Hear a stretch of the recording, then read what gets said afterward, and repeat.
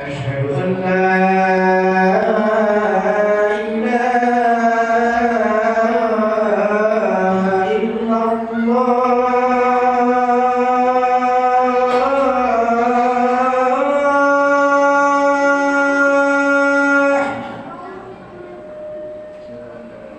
أشهد أن لا إله إلا الله.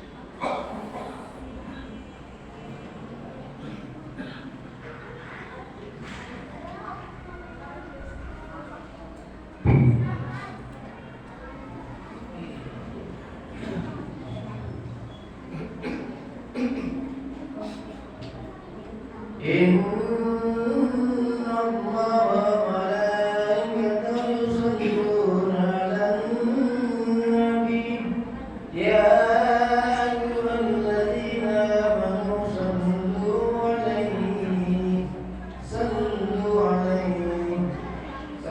عليه وسلموا تسليما اللهم صل على سيدنا محمد اللهم صل على سيدنا محمد اللهم صل على سيدنا ومولانا محمد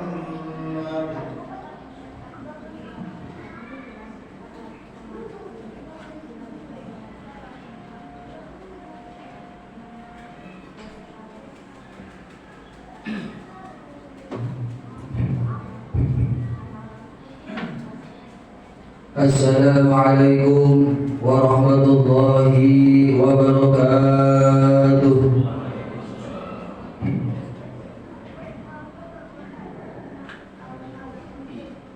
Allahu Akbar, Allahu Akbar, Allahu Akbar,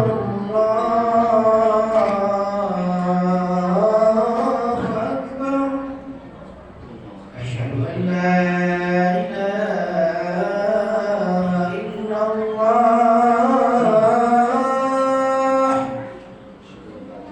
Asyhadu an la ilaha illallah. Asyhadu anna Muhammadar Rasulullah.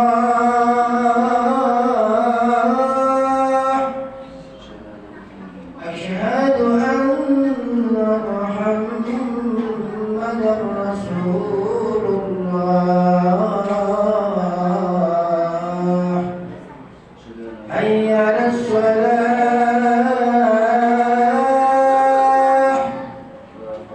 Hayya 'alas shalah.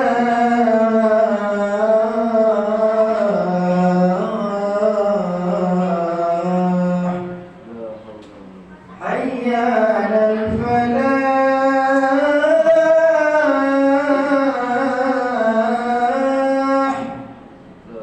Hayya 'alal falah.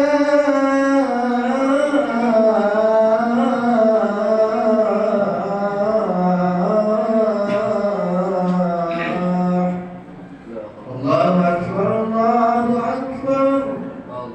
La ilaha illallah.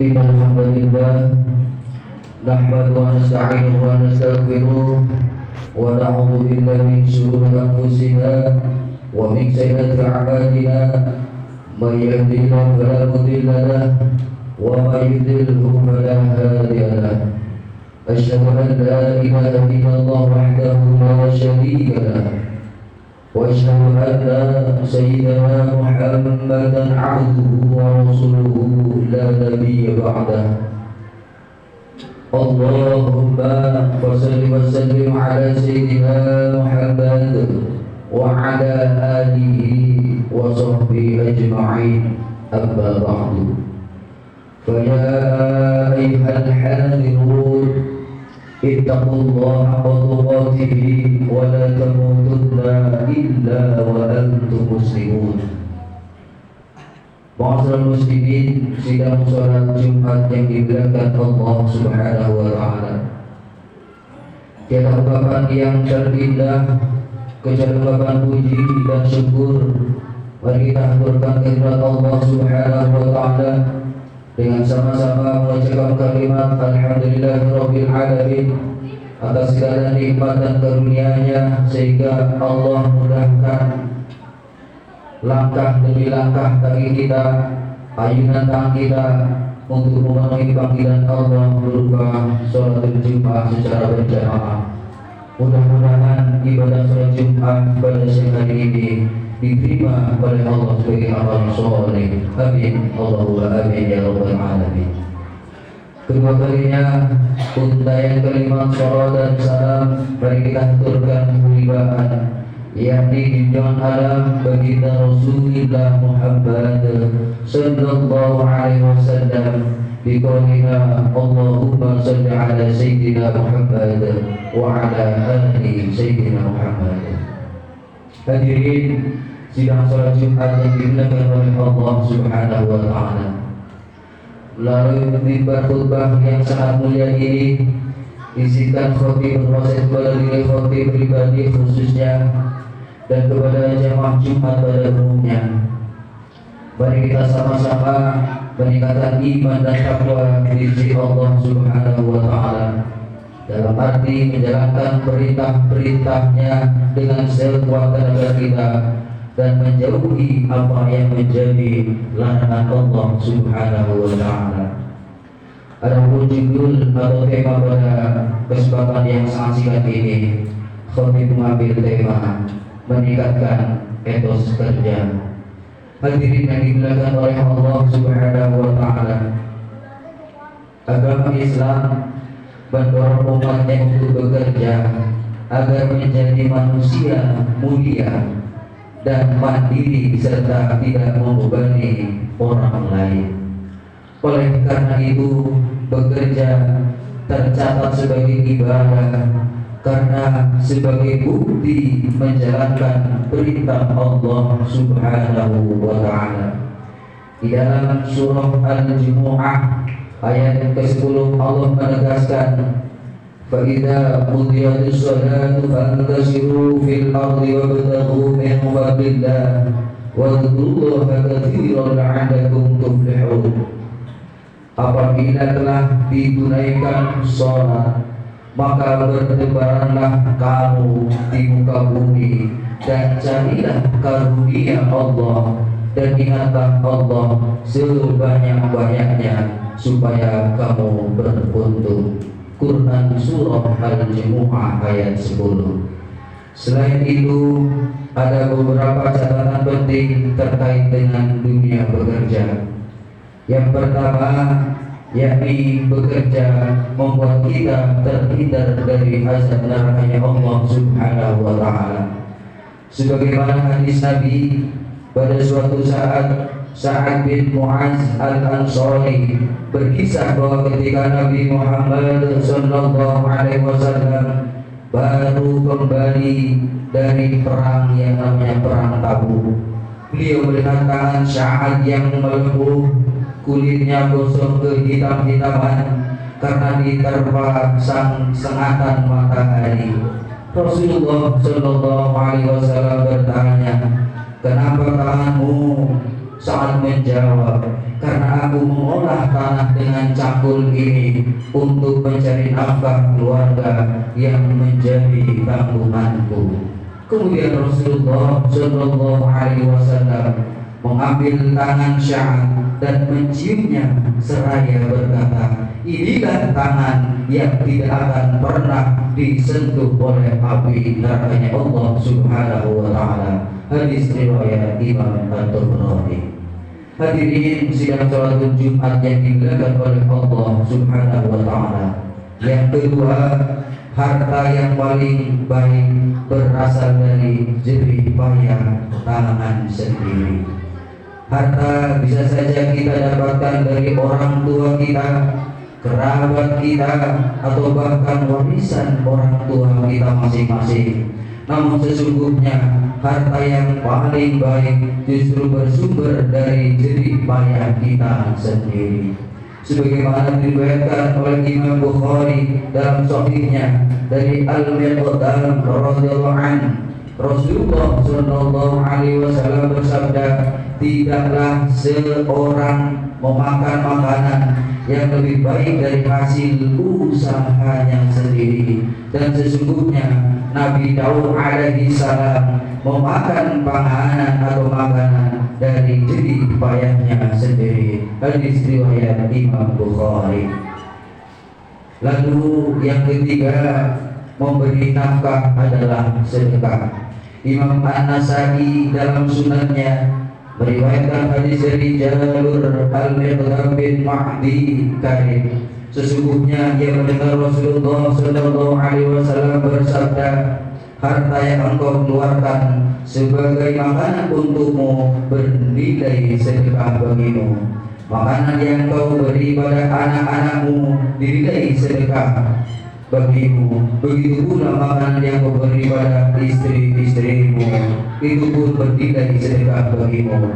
Juga makanan yang kau beri pada pelayan-pelayanmu, itu juga termasuk sedekah bagimu. Hadis riwayat An-Nasai nomor 9141. Lalu pekerjaan yang diridhoi oleh Allah adalah pekerjaan yang dilandasi oleh adab dan etika tertentu sesuai dengan standar etos kerja. Di sini ada 4 standar etos kerja. Yang pertama, bekerja harus diniatkan ikhlas karena Allah Subhanahu wa Ta'ala atau lillahi ta'ala. Lalu standar yang kedua, yakni bekerja dengan tekun dan sungguh-sungguh atau itqan. Esensi bekerja, sebuah hadis diriwayatkan oleh Aisyah radhiyallahu anha mengenai hal ini, bahwa Rasulullah sallallahu alaihi wasallam bersabda, "Innallaha yuhibbul mu'minal muhtarif." Sesungguhnya Allah Subhanahu wa Ta'ala mencintai seorang mukmin yang bekerja dengan niat. Hadis riwayat Imam Tabrani. Lalu yang ketiga, mengutamakan kejujuran dan amanah dalam bekerja. Dan terakhir, tetap memegang teguh prinsip-prinsip syariah Islam. Selain menjaga etika atau akhlak, seorang muslim juga wajib untuk tetap memegang teguh prinsip-prinsip syariah dalam pekerjaan yang digelutinya.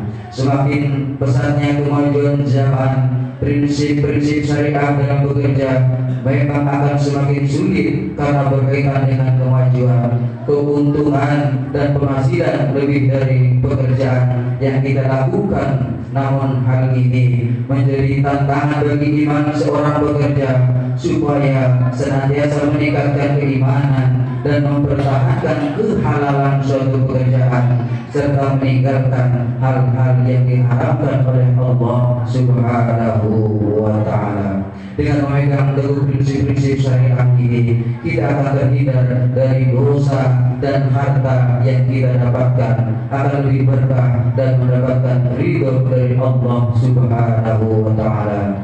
Hadirin yang dimuliakan oleh Allah Subhanahu wa Ta'ala, kesimpulan ini ialah marilah dalam meningkatkan etos kerja kita terapkan 4 prinsip tadi. Yang pertama, diniatkan ikhlas karena Allah Subhanahu wa Ta'ala. Lalu yang kedua, bekerja dengan tekun dan sungguh-sungguh atau itqan. Yang ketiga, mengutamakan kejujuran dan amanah dalam bekerja. Dan yang terakhir, keempat adalah tetap memegang teguh prinsip-prinsip syariah. Mudah-mudahan harta yang kita dapatkan dari pekerjaan kita senantiasa menjadi halal di hadapan Allah untuk menghidupi diri kita, istri-istri kita, dan anak-anak kita, sehingga mudah-mudahan dengan harta yang kita dapatkan dengan cara-cara yang halal dan thayyib, keluarga kita menjadi keluarga yang sakinah, mawaddah warahmah, dan keturunan kita, anak cucu kita menjadi generasi yang soleh dan solehah. Amin amin ya rabbal alamin. Bismillahirrahmanirrahim. Wal 'asr innal insana lafi khusr illa alladziina aamanu wa 'amilus solihati wa tawassaw bil haqq wa tawassaw bis sabr. Barakallahu li wa lakum fil Qur'anil 'azim wa nafa'ani iyyakum bima fihi minal ayati wa dhikril hakim wa taqabbal minni wa minkum tilawatahu innahu huwas samii'ul 'aliim.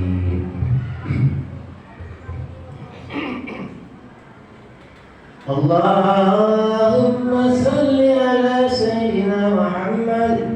Allahumma salli ala sayyidina wa maulana Muhammad. Allahumma salli ala sayyidina wa nabiyina wa habibina wa shafiina wa shafiina wa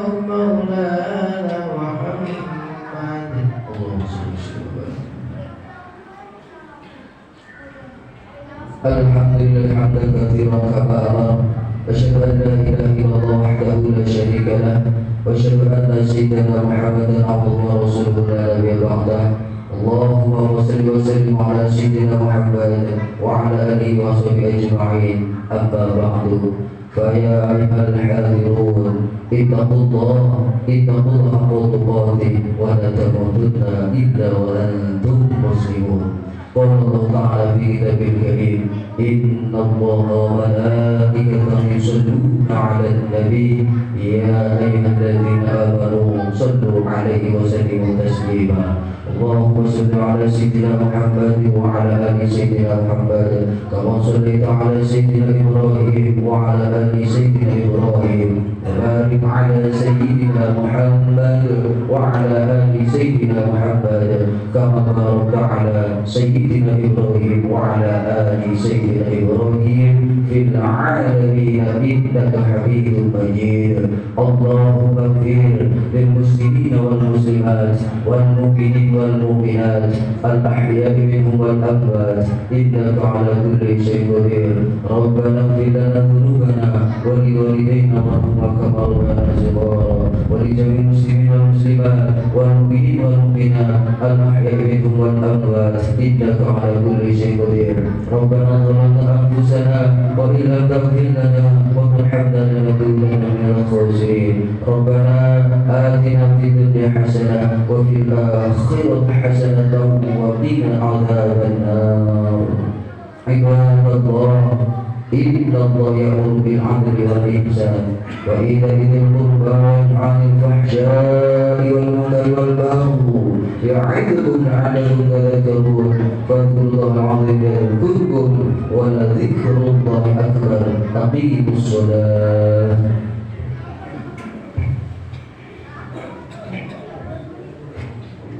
Allahu Akbar, Allahu Akbar. Asyhadu an la ilaha illallah. Asyhadu anna Muhammadar Rasulullah. Hayya 'alas shalah, hayya 'alal falah. Qad qamatis salatu, qad qamatis salah. Allahu Akbar, Allahu Akbar. La ilaha illallah.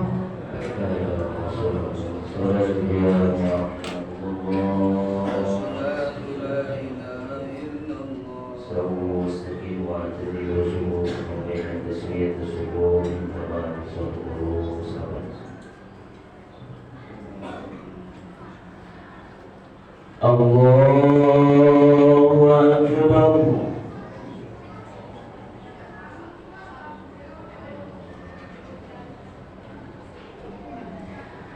Bismillahirrahmanirrahim.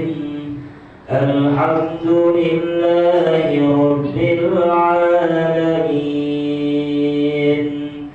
Ar-Rahmanir Rahim. Maliki yawmiddin.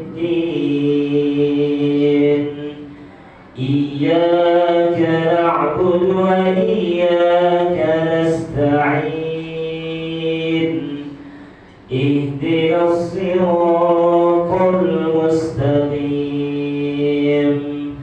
Siratal ladzina an'amta 'alaihim ghairil maghdubi 'alaihim waladdallin.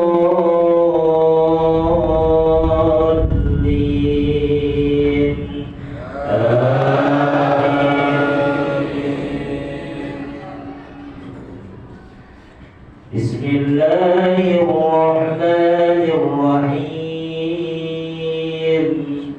Hal ata 'alal insani hinun minad dahri lam yakun shay'an madhkura. Inna khalaqnal insana min nutfatin amshajin nabtalihi faj'alnahu sami'an basira. Inna hadaynahu as-sabila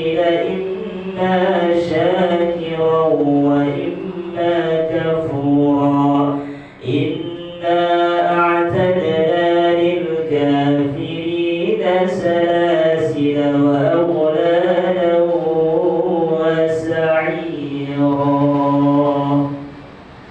الله أكبر.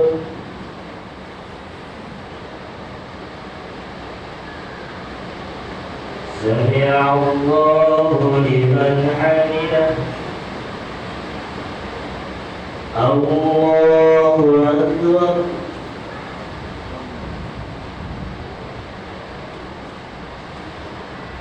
الله أكبر. الله أكبر.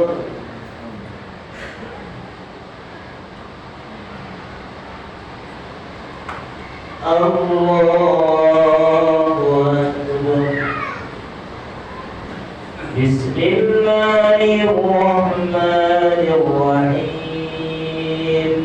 الحمد لله رب العالمين. الرحمن الرحيم. مالك يوم الدين.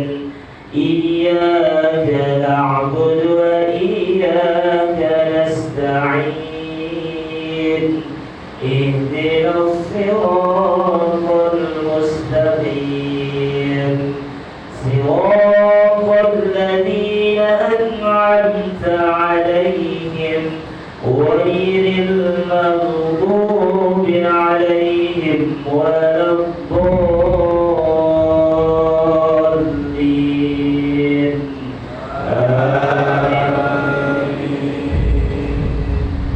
بسم الله الرحمن الرحيم.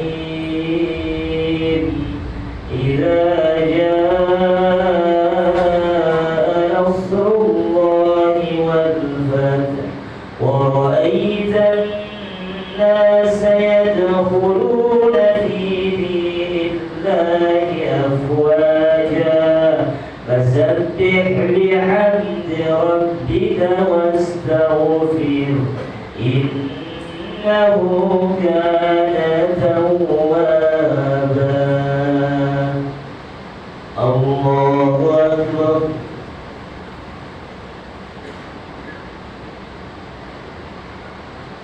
سمع الله لمن حمده.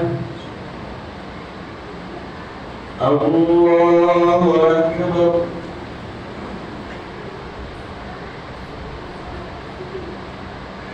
الله أكبر. الله أكبر.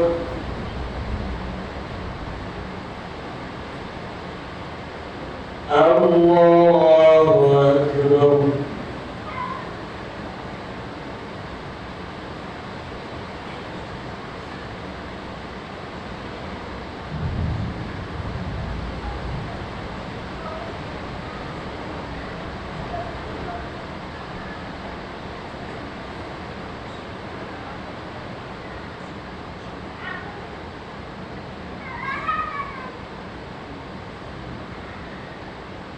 السلام عليكم ورحمة الله. السلام عليكم ورحمة الله. صلى الله عليه الذي لا إله إلا هو الحي القيوم وأتوب إليه. أستغفر الله العظيم الذي لا إله إلا هو الحي القيوم وأتوب إليه. أستغفر الله العظيم الذي لا إله إلا هو الحي القيوم وأتوب إليه. الفاتحة. أعوذ بالله من الشيطان الرجيم. بسم الله الرحمن الرحيم. الحمد لله رب العالمين. الرحمن الرحيم. مالك يوم الدين. إياك نعبد وإياك نستعين. اهدنا الصراط المستقيم. صراط الذين أنعمت عليهم غير المغضوب عليهم ولا الضالين.